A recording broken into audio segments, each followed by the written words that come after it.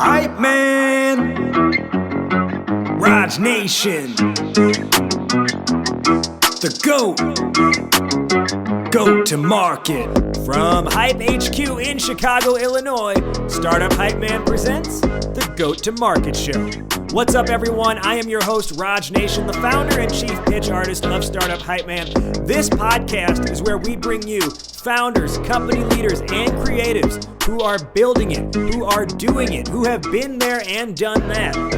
And they pull back the curtain on their go-to-market strategies so that you can build a venture that you love and become the GOAT of your industry.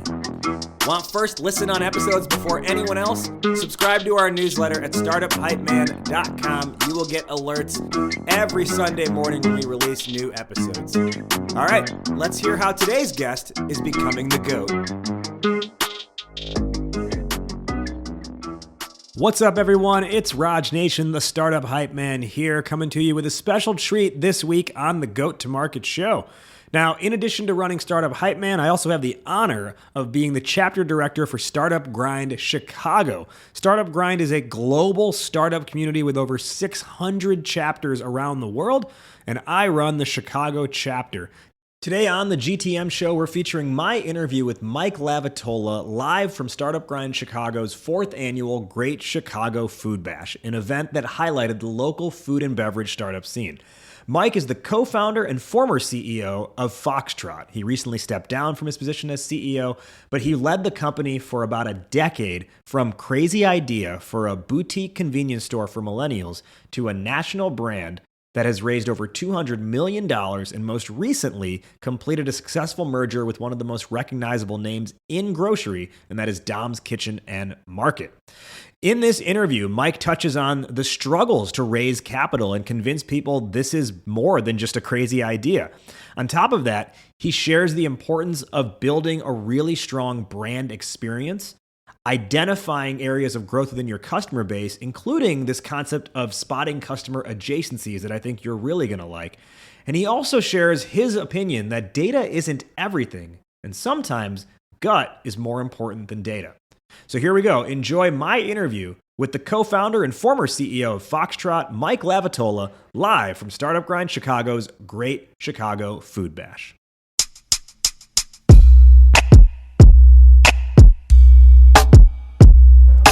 Hello, hello. We're cruising. Yeah, right. We're good. How's our angle tilt towards each other? Good enough? Yeah. I feel like we're good here. Yeah. Sweet.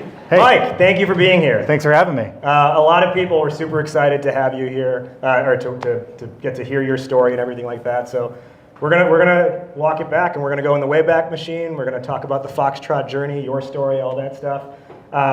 Let's start with, earlier when you got here, we were just talking for a minute, and I didn't know this, but you are one of 6 siblings, is it? 6 boys. They really wanted a girl, and they got 6 of us. So you got a boys starting basketball team and the 6th man. As the oldest of 6 siblings, what do you feel like your family dynamic kind of has taught you as you now are an adult in the operating in the world? I think operating through chaos is probably a good one. Taking ownership and responsibility, right? Like, you're the oldest of 6.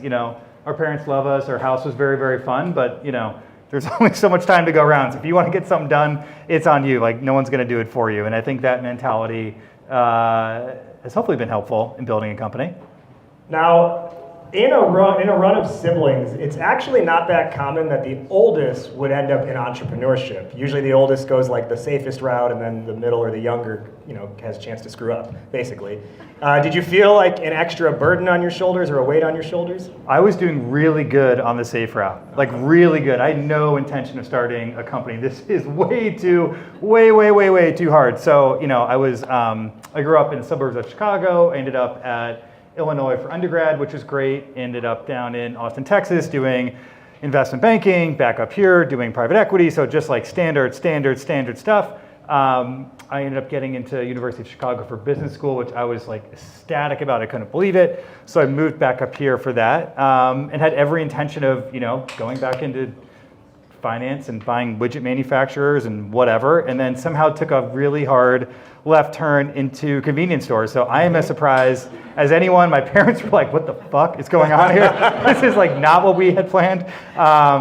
But you know, I think there's some lessons in that too. Like entrepreneurship is really, really, really, really hard. Starting a company is really, really, really hard. And so, you know, you have to have a ton of conviction in what you're doing to actually put yourself out there and making it happen. So kudos to everyone here for you know, being on that journey. I mean, I've had, you know, so many friends over there who have companies and a few more that I've gotten to meet tonight. And you know, it really is just putting one foot in front of the other, and to get to this stage where you have a product and you are able to sample it to people and talk about it, like that's a huge, huge, huge, huge step.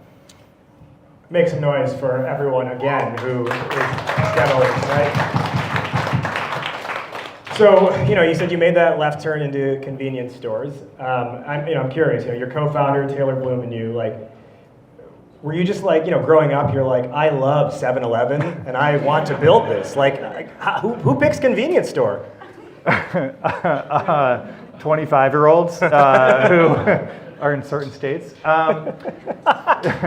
No, it was one of those things like, you know, again, I was fortunate. I was living in Austin, which is this amazing city in terms of food and beverage. So, you know, there's crazy things. This is a decade ago. So it was all about craft beer. You know, the coffee scene was crazy. There were these bakeries everywhere. I moved back to Chicago, same deal. And meanwhile, on the coast, I've always been really, really, really into brands. And so there's so much interesting stuff happening in CPG more broadly. And then locally on the chef side, like there was just so much energy and action around that. And then conversely, like no matter where I moved in the city, it didn't matter what neighborhood I was in, I was just like living next to the same, you know, really crummy 7-Eleven, for lack of a better word, right? And it's like, well, how can there be all this excitement in essentially every neighborhood in the city, but the thing that's serving these communities, it's this kind of like drab, depressing place filled with products that don't like at all resonate to what, you know, me, my friends, and others were into. And so the idea was, you know, these guys are smart, meaning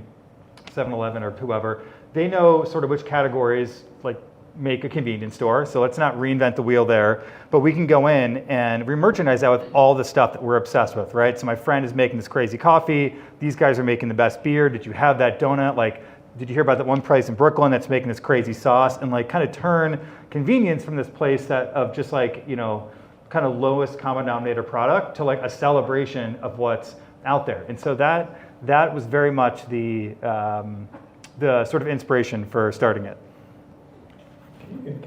Can you hand me that system seltzer that's there? Sorry. My mouth's quite dry. It's the system seltzers. The system works. Are you parched? Would you like a seltzer? Would you like a cocktail? Maybe an affogato? I am good. Thank you so much. As soon as I finish, I'm getting more of the host because that stuff is the real deal. Okay, so you're bringing a lot of stuff together. And you're going into a hyper entrenched market, right? Like 7-Eleven's been around for years. They can't, I mean, for those who are old enough to remember White Hen, remember they were the biggest competitor and then 7-Eleven bought them out. When you're initially trying to raise capital for this, are you talking to investors and are you saying like, we're going up against 7-Eleven? Like how are you able to even convince them in the first place? It's a radical idea. I couldn't. I mean, I was horrible at fundraising. I mean, like really bad. Like you know, I don't know how far you want to skip ahead, but like we couldn't, I mean, for the first 4 years, I couldn't raise money. And like by not raising money, I mean like, you know, really couldn't raise money for like 2 or 3 years. And then it was like $25,000, $50,000 checks at a time. And, you know, so never had more than like 4 months of runway, not paying. It's like, you know, just a total mess. So the good part about that is you have to have a ton of conviction in what you're doing to keep going, because otherwise you're like, you know, I mean, it like really makes you go crazy. But that like, you know, going up to bat like every day, being told no every day is, you know, probably not good for you. But it, you know, did ask, you know, myself, my co-founder, a lot of hard questions like, why are we doing this? Like, are we crazy? Like, what is going on here? And so what we always went back to was, you know, the data, right? And so it's like, all right, well, this knucklehead who doesn't know what we're talking about says no, but he doesn't know what he's talking about anyway. Meanwhile, like, I know how to like read our cohort data, right? And we had, you know, like 80% revenue retention 2 years out. Like, who has that, right? And so when customers found out about Foxtrot, they would come back more often, and more importantly, what they were coming back for was the really specific parts of why we started it, right? So like, I always carried Diet Coke and Oreos because like no one's made a better Oreo than Oreos so far. and people bought them. But what they were really coming for was like really cool, interesting wine, or like, you know, some ice cream that you couldn't get anywhere else, or some local cookie that I was obsessed with. And so what was driving baskets and what was driving that cohort behavior was like the really specific stuff that we were doing, that we had a unique take on that no one else was doing. And so like for sure, if we didn't, like if our data said something different, we would have stopped, because, you know, you like running into a wall is not good for anyone. But we just had conviction that like at a certain point, this thing was going to have to turn. So you mentioned it was a rough journey. Did you have a moment where you were like, you wanted to give up, or you were like about to? Yes, years, I mean, constantly. Yeah, no, totally. It's awful. I mean, like, think about it. So, you know, I was super fortunate that I got into this, like, I was so excited to get into school. I'm like, my God, this is amazing. I can go do whatever I want now. And then, you know, I ended up passing up my, you know, fancy offer to go start this company, which is like kind of crazy, but it was like, you know, sort of working. And then, you know, it's like all fun and games for the first like year, but now it's, you have a ton of debt, you have no money. I mean, everyone's in a different situation, right? But like you have a ton of debt, you have no money, all your friends are now in these like very fancy jobs, killing it. And you're like, you know, hanging out in a random convenience store in Lincoln Park at 10 o'clock at night bagging groceries. Like, you're like, I don't know if this was a good idea. So there was a lot of moments like that. It's funny now, but it was super not funny then. So I'm happy I started it young. But like in all seriousness, yes. And I'd say there was no way that I would have kept doing it, that I would have gotten anywhere if I didn't have my co-founder, Taylor. So, you know, he was our CTO, is our CTO. And, you know, we went in it together, and it was one of those things, you know, that he trusted me completely on the brand side, on the essentially what is Foxtrot and making that happen. I had trusted him completely on everything technical, and, you know, now everyone knows the stores, but when we first started, for the first 3 years, there was no stores. It was all online. The whole thing was about delivery. That was kind of the novel, interesting thing at the time. And it was one of those things like, you know, like no one else gets what you're going through when you're doing it. And so if I didn't have him, there's like no chance I would have kept going. I didn't know that the start of it was just delivery, because I think I probably like started, you know, becoming a customer of the brand in the last like 3-4 years, I'd say.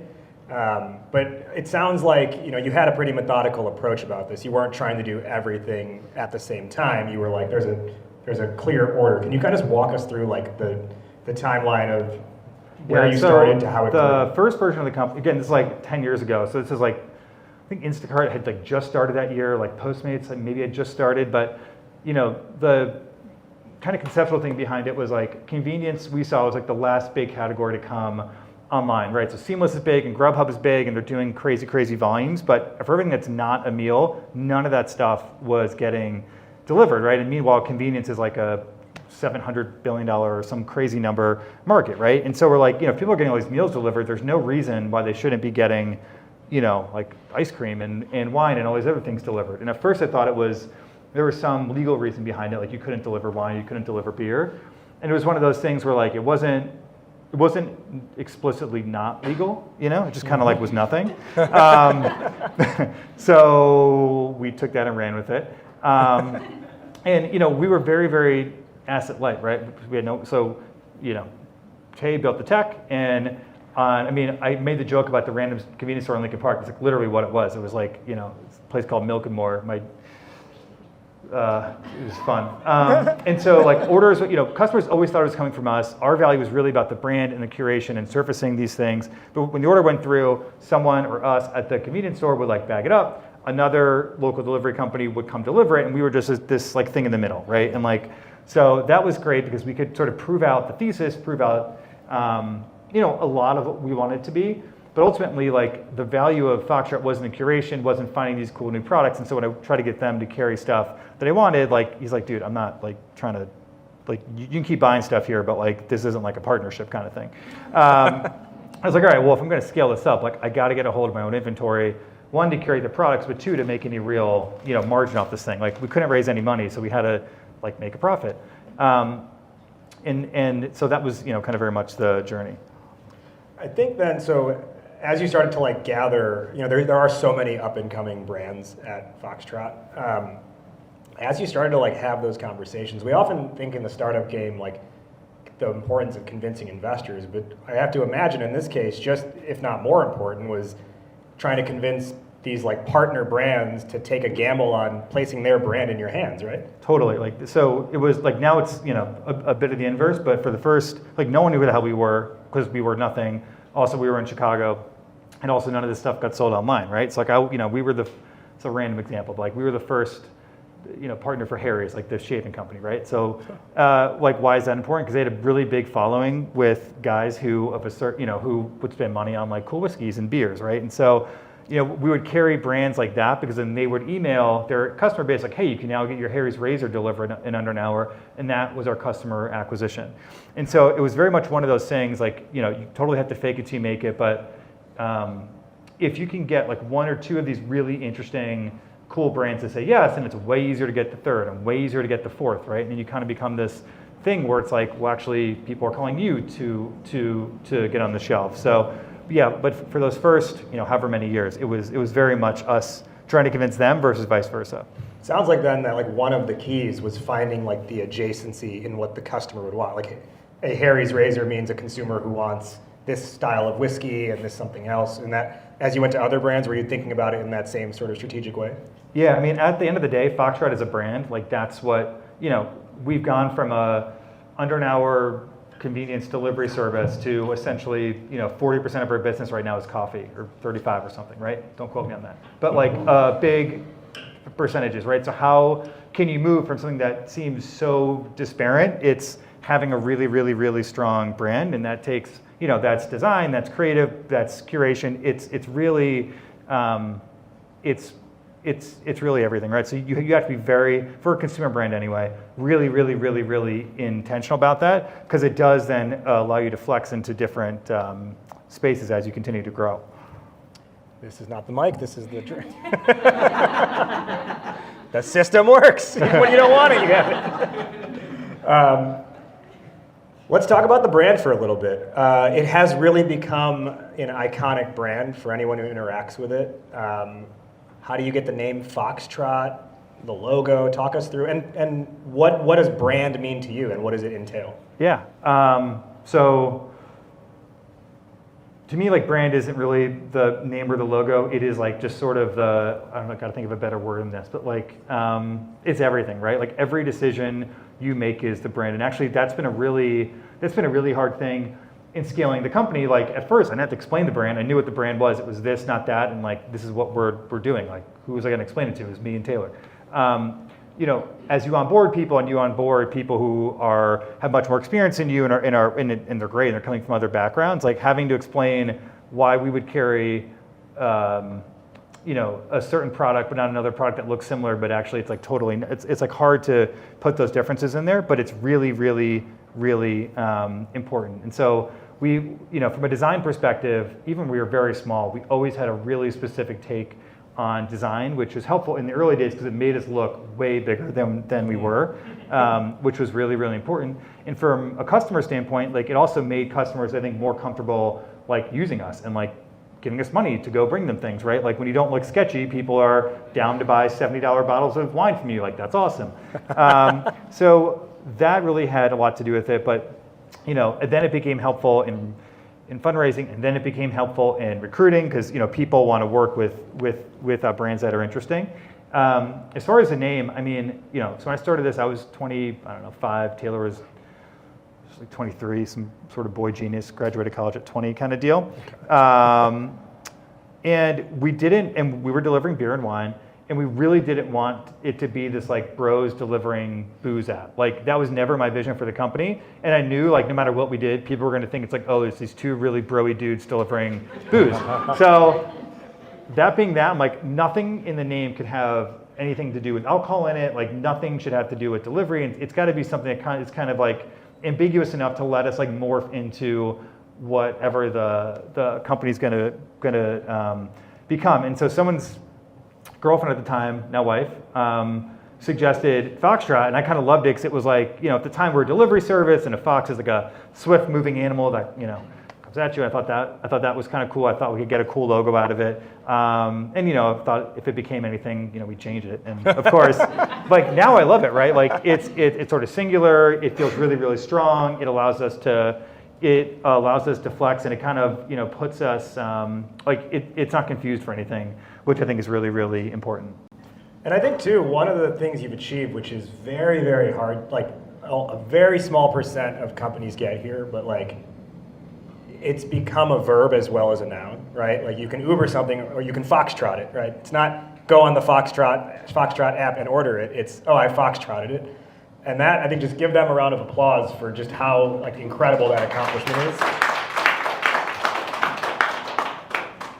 We'll be back with more of my interview with Mike LaVitola in just a moment. But first, I've got a message for you, friends. I want to talk to you about my new friends, and those are my friends at ActiveCampaign. Look, I'm going to be real with you. After about 10 years, I finally was able to get out of a long, abusive, toxic relationship with Mailchimp. That's right, I dropped the chimp and I swapped it for the GOAT. ActiveCampaign is the GOAT of marketing automation because let me tell you this, whether you're a B2B SaaS, a marketplace, a consumer app, a services business like Startup Hypeman, or anything in between, every kind of business needs a newsletter. And from setup to send, every newsletter we have published has been a 10 times easier experience since switching to ActiveCampaign. They've got tons of integration, so hooking up anything I already have into ActiveCampaign is super easy. Automations are made simple. It's like a drag and drop interface. It's just like super easy to work with. And I think my favorite part is actually supportive customer support. I'm not sent through like a long ticketing system. There's not an annoying chatbot I have to deal with.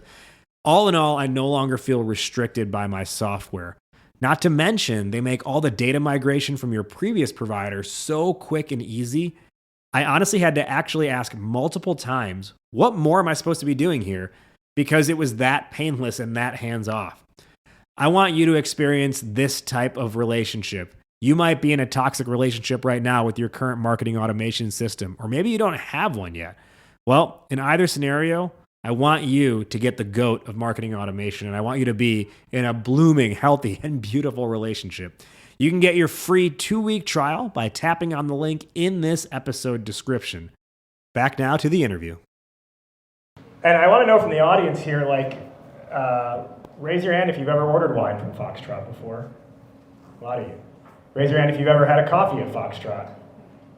Even more. Have you ever ordered any of their cafe items, like their baked goods or their fresh meals?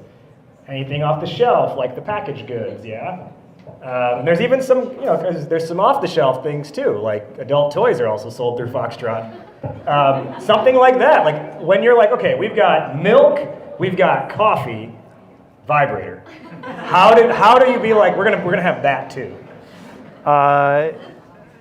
It's part of the brand, right? Like the brand is about curation. It's about being fun and playful and knowing and, sort of having like a wink there, right? Like it's a convenience store. Like convenience stores sell bongs and papers and all kinds of weird like pills and shit. So, like that's not our game. But like when something like, Mod comes out or Dame comes out, like it's a beautiful brand. They're like, doing it in a really interesting way. They are really striking a chord with customers. Those customers are our customers. So like pair it with a bottle of wine and let's go. Like it's a really, really fun. And I also think things like that are, I'll stop talking about this in a minute, but like fundraising is really, really, really, really, really hard, as all of you know. It's so hard and deals die at the last minute all the time, like they just do. And we were trying to get our Series B together. We had no cash left, but it's like this great deal. And we got it together and it was gonna close on like the day after Valentine's Day. And I was just like running, I was like, the one time I was like not in the weeds. So anyway, we launched that big Valentine's Day collection like the day before, and I'm like, oh my, it's like all of our press and comms were about all these fun toys, and I'm like, oh my God, if this thing backfires and our deal falls apart because of this, I'm gonna be so screwed. But they didn't, and they loved it. So, but no, I mean, like if you're a young challenger brand, like you have to take calculated, it's not even a risk, you just have to know who you are and be confident about it. So as a challenger brand, like if we look at Foxtrot, it is a delivery app. It is a retail storefront. It is a cafe. You could almost say it's like a co-working area to some extent, right? It's got packaged goods, it's got fresh goods. It's sometimes a pizzeria to some extent too, right? So with all of these things built into, and it's incredibly sophisticated technology on the back end that powers all of this. And we kind of started this with, there was 7-Eleven, and 7-Eleven operates in the category of convenience stores. Do you see Foxtrot in a different category, or is it in that category going right up against something like 7-Eleven? I view it much more as a lifestyle brand. So I don't know if our board or others would agree with that, but that's how I've always built it, right? Like, if people love the brand, they'll follow you in different directions, right? Like, coffee was not part, we sold 0 coffee 5 years ago, and now it's a meaningful part of our business. Same with cafe, we sell a bunch of merch. Private label is now a pretty big part of our business. So, taking all the data and insight that we have on our BI platform, and then we have this, awesome creative team and a great sourcing team, right? So we can say, like a good example is in wine. So right now, like 5 out of our top 8 wines are all private label. None of them say Foxtrot on them. They're all these other brands that we make up. The quality of the juice for the price is like so much better than what you'd find on the shelf otherwise. But because customers trust, hey, if it's on the shelf, Foxtrot must have vetted it and they must like it, it allows us to do things like that, right? So we can drive a much higher margin on those wines. It's a way better product for the customer, and ultimately you're only going to be able to get those things at Foxtrot. That's what you can do when you have a lifestyle brand. So to me, like, it's not a convenience store, it's not a delivery service, like it's a brand that can extend itself in different ways. Let's talk a little bit about, you talk about like being able to have those nice margins. Let's talk a little bit about like the pricing strategy. One of the things like my wife and I will always, and she's here, raise your hand, wife. Woo! Mrs. Hype in the house. So one of the things, like, because we frequently will get a push notification that's like, oh, it's snowing, here's $10 off. Like, and we're like, do they just not give a shit about making money? Because like we'll get stuff all the time that's like free delivery, like free this if you purchase this, $5 off, 15% off. Like, how are you able to operate like with so many of these like different promotions going on at any given time? Give us a little bit of window into the pricing and promotion strategy. So I might give you a little window into you. Let's go. If you are getting all these promotions, it means that you ain't ordering delivery that much. So I was like completely allergic to sales forever. Like nothing's ever on sale. Pretty allergic to promotions unless there was a really clear like re-engagement payback, right? Because we were up in this. I mean, this has kind of gone away, but like especially the last couple of years when like there's free money and like we raised a ton, but like our competitors raised like totally crazy amounts, and there was just everyone's like laden with promo codes, and so our play had to be like you are coming to us because you want to come to us. Like we cannot play a promo code game because like you're never going to win. It's a race to the bottom, and so the only time that we use, also the caveat that haven't really been running it for the last 6 months. If you're getting them then, that could be interesting. But our strategy was always if they've been a good customer in the past, or if they're a really good customer in retail, but they're not using us for the online channels, let's give them a hook to get them online. Because what all of our data, I mean, it's not rocket science, but like our retail customers are worth X, our online customers are worth Y. But the omnichannel customers were this crazy good cohort, and we knew once we got you to kind of cross the chasm, that's where the magic was. So most of our promo codes, as of whatever, 6 months ago, almost essentially all of them were aimed at getting either retail customers to try delivery, to get delivery customers to go into a store, or vice versa. You mentioned earlier the struggle with fundraising for so long until it kind of finally hit. If you're not aware at this point, if I have my research right, Foxtrot has raised $194 million in funding. Give that a round of applause. Too much. As we come back to sort of that part of the story, what did you kind of feel was like, I guess let me ask it this way. With each round that was coming in or each check that was coming in, were you feeling an added sense of pressure or like a release because now you had runway? The series A and B was definitely like release, like, oh my God, I can actually, like, I mean, we literally never had more than 6 months of runway before that, which is a terrible way to run a company, but also like a horrendous way to live. Totally. Whoa. Siri got activated. Yeah. So that was much more like actually go out there and like do what we want. Like, you know, I felt way more pressure before that Series A came in, because all the money that we had raised was not necessarily friends and family. Like, you know, it's not like we'd had a bunch of rich people around, but someone who was like one step removed, but more like personal people, right? So I'm like, shit, this thing goes under. Like, I know that guy knows, you know, I don't want to lose their money. Like, you know, like I don't want to lose anyone's money. And so there is kind of this nice thing that switches of like, okay, now we've got professional investors on board. Now we actually have a board. This thing is professionalized, and we can run it in a much more structured way. So for us, it was this big like relief, more so than like pressure. Like, we weren't ever, yeah, I would say that. Yeah. I'm curious about, like, with this growth. What is it? That's, oh, okay. Yeah, that was happening to me too. The wedding ring hits the mic. That's how you know we're not hiding the wedding ring.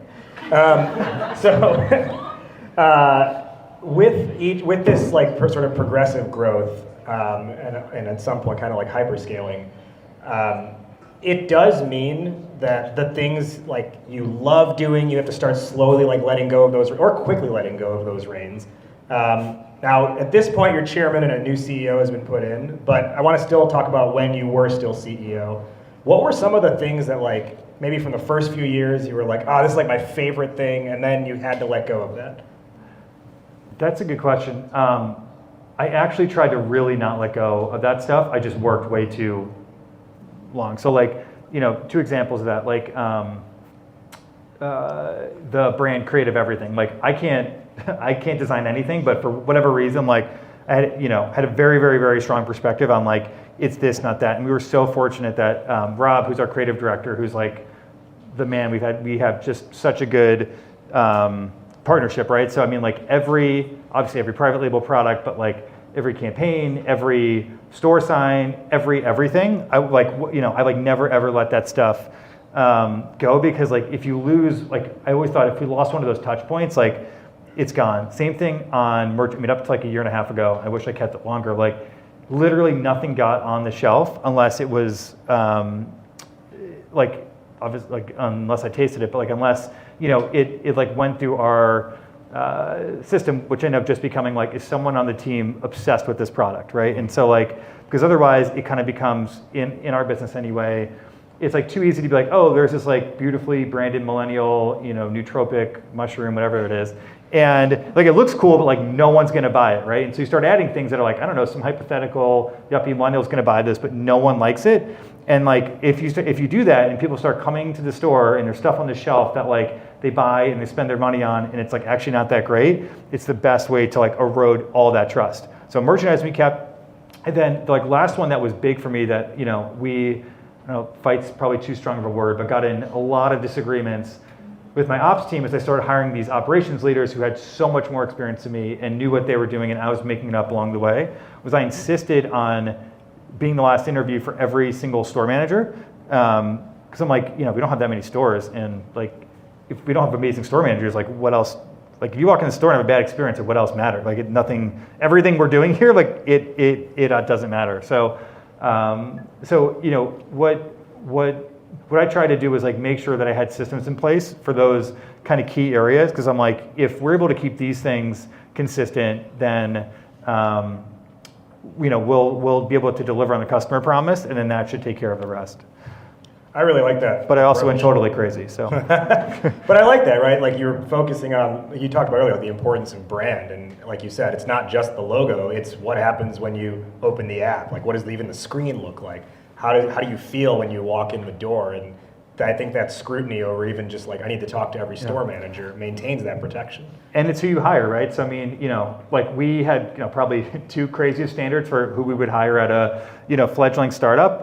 And you know, we would do all the technical stuff. We would go through all of it. But then the like last questions are always like, you know, like what was the last show you saw? Like what's your favorite restaurant? Like, you know, what books are you into right now? And trying to, you know, there was no right answer to those questions, but I wanted them to have answers to those questions, right? Like I didn't care what you were into, but I wanted you to be into something and be interested in it, right? Because you know, can't do work at a young, for us anyway, like this young creative company that was all around merchandising and all around newness, if, you know, you yourself weren't actually interested in in those things. So we tried really, really hard to set that as a culture for the company. More on the way in my interview with Mike LaVitola, but in an interview that is about a brand that is so tech-enabled, my question for you is, where are you getting your tech from? Akeva is the GOAT of software development. Now listen, I've seen too many startups get screwed over by offshore or budget dev shops. You know what those providers are doing? They are doing the bare minimum. And you know why? It's because they're only order takers, which often means you have software with gaping holes, or you're forced to pay hidden release fees to claim ownership of your code. And then there's Akeva, who actually builds strategically for scale from day one, helps you make product decisions, and gives you full ownership of your code by default. And that's whether you're building in AI or machine learning or building an LLM or just building a straight up standard consumer app or anything in between. And they've got a killer offer just for you, the Startup Hype Man community. It's a You Call It code review. What's that? Well, for those who qualify, Akeva will review the most critical parts of your code so you can see exactly what your tech needs to launch or scale. And they do this completely free, and then you call it from there. Want to handle things on your own? You call it. Want to get Akeva's dev help? You call it. Want to take it somewhere else? You call it. It's like, remember when you were at the bar and they had $1 or $3 you call it shots, but at the bar it was like Wednesday night and it was only well liquor? Well, this is the opposite of that. This is you call it and you actually have good options in front of you at the end of the day. Ready for your You Call It code review? Ready to get goated? Head to akeva.io. That's AKAVA.io. Akeva.io, or you can tap the link that's in this episode description. And when you get there, tell them Startup Hype Man sent you. Back now to the show. What was your last show, Mike? Oh, Jesus. I had twins a year ago, so less shows now. What is my last show? I had to have gotten to something since Windy City Smokeout. Windy City Smokeout? Yeah, but that was in the last summer. There's no way that was last Well, one. you had twins a year ago, so I mean. I know. It's all a blur. It'll come back. Don't worry. With everything that's been put on Foxtrot shelves over the years, what are some of your just like kind of all-time top favorite brands or products? That's a good question.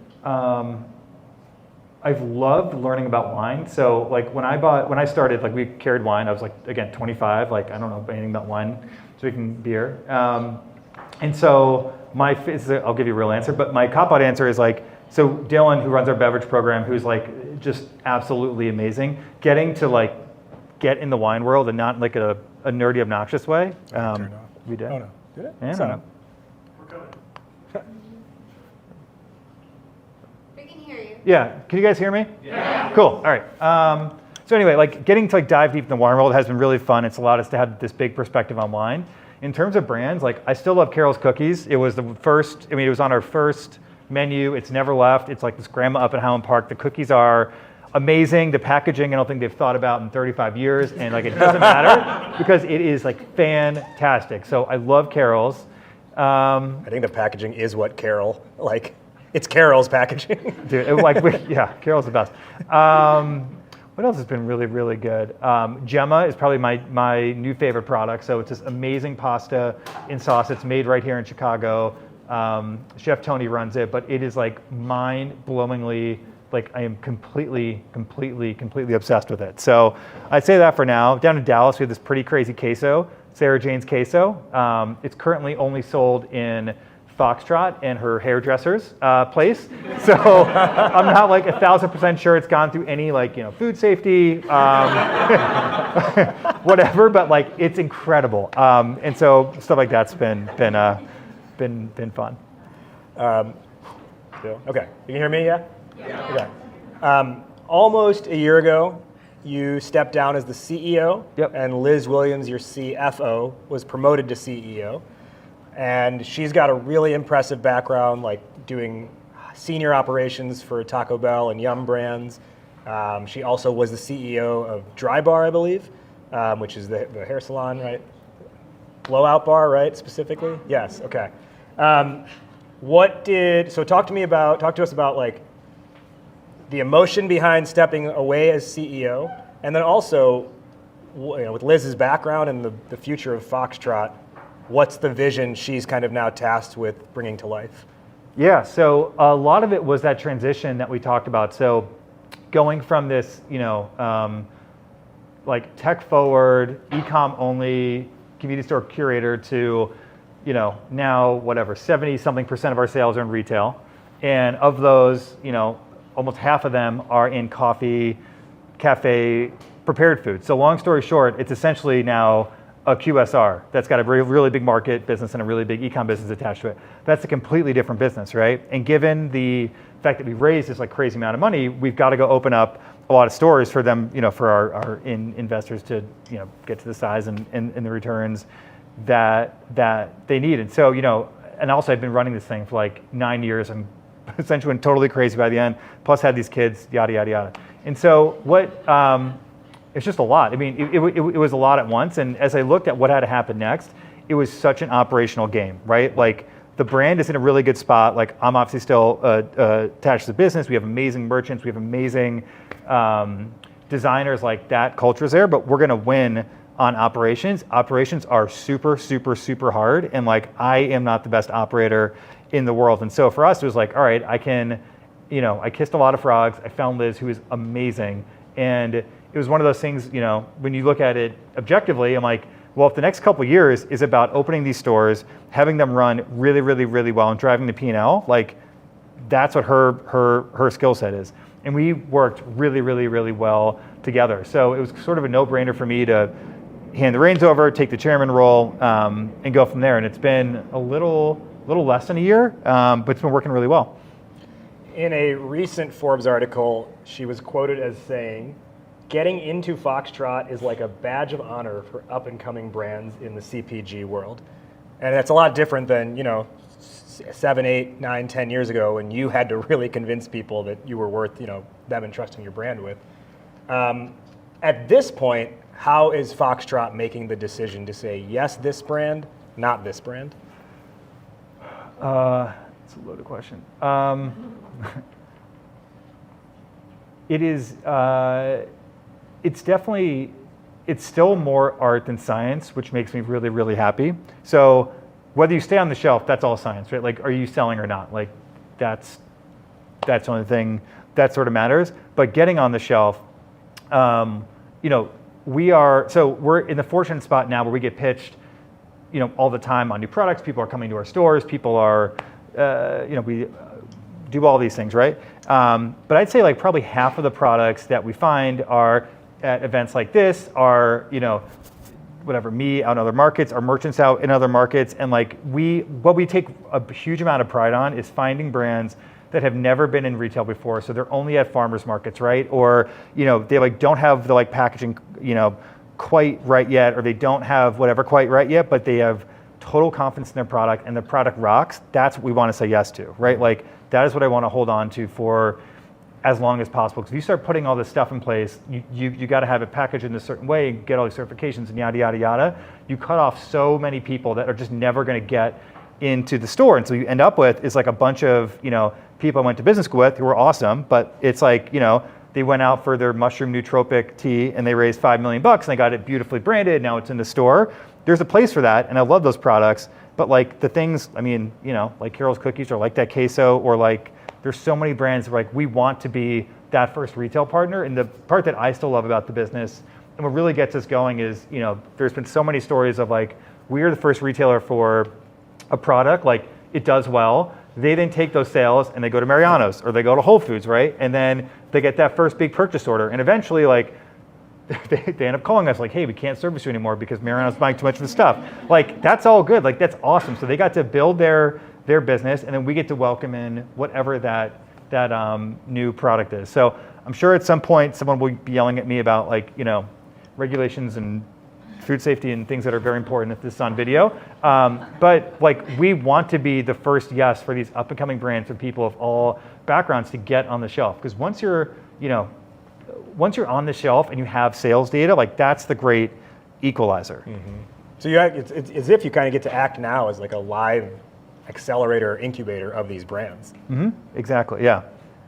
Now, I got to ask this question on behalf of all the showcase startups that are here tonight. Anything that you saw, that you interacted with tonight that you're like, ooh, that could be good on a Foxtrot shelf? I'm not going to get myself in too much trouble, except for, no, I've had a conversation with like a bunch of you guys, and I'm super easy to find. I'm just Mike at Foxtrot. But like events like these like are how we find like products. I mean, it's like, you know, like this is how it happens. So like, you know, getting on a shelf, our shelf, anyone's shelf is the same thing as fundraising. It's hard and everyone says no until someone says yes. So you just got to kind of, you know, that's what entrepreneurship's about, is just being told no 10 times in a row and like showing up the 11th. By the way, if anyone's ever like, oh, I can't reach out to that person, I don't know their email, you can probably guess it in like 3 tries. Most people's emails are first name dot last name, or first name dot last initial at. I think even like Mark Cuban's email is like Mark at whatever his investment company is. It is, yeah, it's nuts. I mean,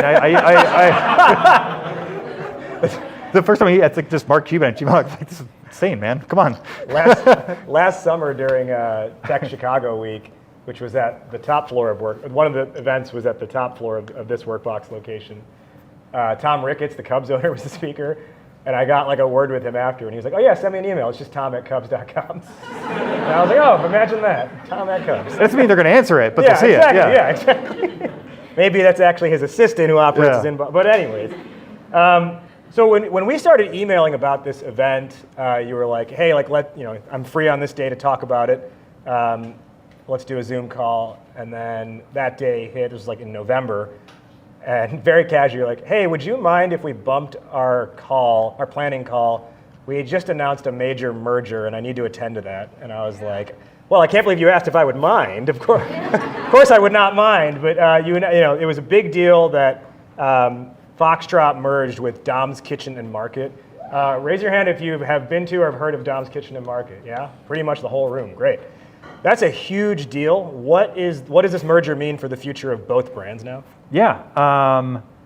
So we've known. I mean, when I was in business school, like Bob Mariano was like, I was fortunate to get a couple meetings with him, and he's like, he still is, but like he was like a god at the time, and I'm like, my God, I can't believe he is spending time, talking with me about this. And I remember like I went out to stores with him, and I got to see a store through his eyes, and like I met all of these people, and so it was this really kind of full circle moment. We have a lot of shared investors. We, sort of both sides have known each other for a while, and so it's a deal that came together really fast, like less than a month fast. Wow. And I think in this market, like you have to be really strong, which means you got to get to scale quickly in terms of revenue. You got to get to profitability like yesterday. And combining our two companies, got us to a scale that was really, really interesting, essentially overnight. And when you looked at it, the things that I think that we were really, really good at, I thought we could port over to them, and the things that they were really, really good at, I thought we needed help on. So rather than try to, spend another year or two figuring out doing all the hard work, it was like, why don't we just kind of, get these things together and go forward. So it was really, really helpful that we had that long history beforehand. And I mean, it's only been like a month, or was it January? Yeah. Whatever, 2 months. But I was in the office today, like all the Dom's people are in our office, like everyone's working together, like it's on, which is really cool. Nice. I've got 2 more questions. I'm going to ask one, and then we'll do maximum 2 audience questions, and I'll ask my final one. Knowing everything you know now about building a company, about growing as a person, all of these things, the Mike today, what's one piece of advice you would give to the Mike of 10, 11 years ago? Oh, that's such a loaded question. I'll answer it 2 ways. On the fundraising front, I mean, I feel like I really did waste like 4 years trying to convince, do we have like a bunch of Chicago VCs in the room? The same group of VCs to fund us. And like I totally believe, you can meet with someone, they can pass, you can come back 6 months or a year later and they'll say yes, right? 3rd, 4th, 5th, 7th, 8th, 100th time, like it ain't gonna happen. So I think for like a lot of early stage brands, try that route. But ultimately, like if you do need capital, there are a lot of alternate sources of angels who can honestly be like more helpful to your business that can get to yes quicker. And while it might be nice to have a VC on your cap table, it's more important to get capitalized and go. And so I wish I had not wasted so much time trying to convince VCs to fund the business. And then I think the second thing would just be to stick to your guns. Like everything about starting a company is the reason you're doing it is you have something in your head that is like, I get this thing and I'm going after it. So it's nice to talk to other people. It's nice to get advice. It's nice to talk to folks who are, have been there and done it before. But ultimately, like you have to trust your gut. Like that is what is going to get you there. And so, especially when you're starting something you're young and you haven't, done it before, I think it's kind of scary to trust your gut over someone else who has been there, done it. But ultimately, I think it's the right move. All right. Audience, who's got a question? Your hand came up first. What's your name and what's your question? I'm Daniel. I'm CEO right now of a new startup making peanut butter. I'm just wondering, what was the biggest game changer for you, and also what was the biggest challenge, and also when do you do your category reviews? Now that was 3 questions. So if you get one of them, which one are you picking? What was the biggest game changer?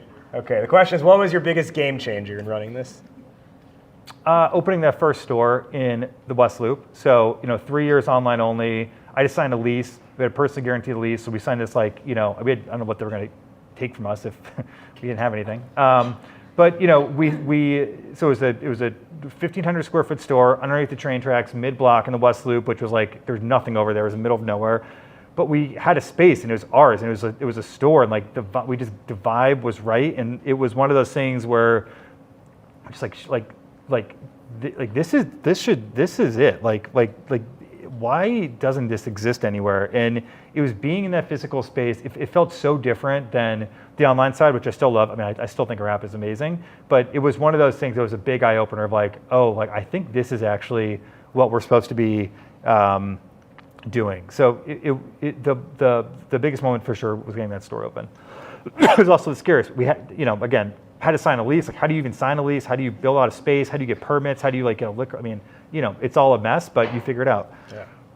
In Chicago, you can get away with the permitting. Just kidding. Let's go. I'll let you pick the next person's question. Raise your hand if you've got a question. Yep. Hi. So my name's Whitney. I have done a lot of marketing, and I work for my own company. I do social media management. A lot of the questions that I get asked from a lot of my clients and help them develop is a niche. And it seems like you've really developed a niche. You've answered quite a bit of questions based on the background of the brand. But I'm curious how much of your niche was developed based on statistics, like research, or just like personal branding, like how you actually developed the Foxtrot niche.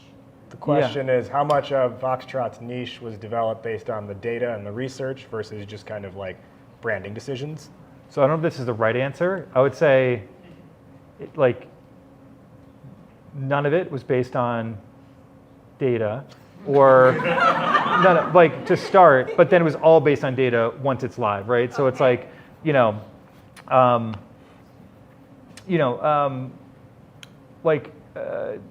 like a good example, what's a good example? Why do we sell candles or something, right? Because I thought as you're getting a bottle of wine delivered, people might also want candles. We sell a ton of candles, really a ton of candles. There's no data in the universe that's like, hey, if you have a convenience store, make sure you have really beautiful $40 candles. At the same time, if I carried them and they didn't sell, they were gone, right? And so I think so much of any one of your competitors that's big, they're smart. It's not hard to run pivot tables on existing things that are already working and figure out what to sell. So you have to have some personal insight as to what you should be doing. I think that's what you got to follow. But then very quickly, the data doesn't lie, so you got to figure out if it's working or not. But it's whatever that specific thing that you see is. I would follow that.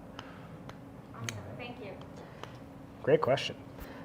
Okay, my final question I'm going to extract the audio from this and push it into my podcast feed. And so every episode of my podcast ends in the same way. Goat to Market Show on all your streams, Apple Podcasts, Spotify, and all the other platforms too, YouTube. Anyway, so I always ask everyone I have on my show, this question is the last one. Mike, I want you to fill in the blank. Entrepreneurship is blank. Hard. It needs no further explanation. The co-founder and now the chairman of Foxtrot, Mike LaVitola, everybody. That was great. Thank you. Appreciate it. Thank you.